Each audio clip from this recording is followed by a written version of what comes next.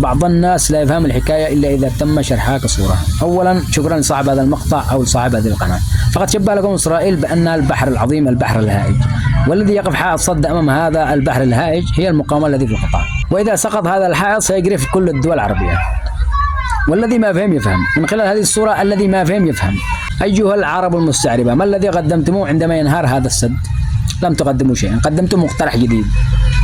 قدمتم مقترح جديد يقضي بتسليم المقاومة سلاحها وتسليم الأرض للصهيوني.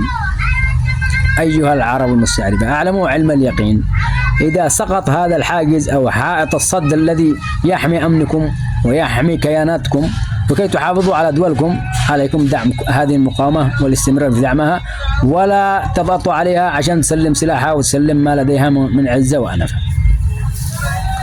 إن خذلتموهم اليوم والله العظيم، إن خذلتموهم اليوم وتركتوهم وتحالفتم ضدهم سيأتي الدور عليكم، وسيفعل فيكم الصهاينة أكثر مما فعلوا في أهل القطاع الآن.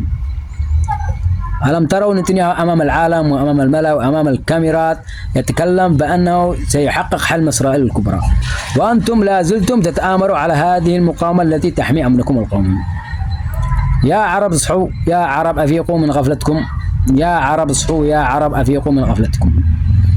ستبكون وستندموا يوم لا ينفع الندم، وستقولون أكلنا يوم أكل الثور الأبيض. والسلام عليكم ورحمة الله وبركاته.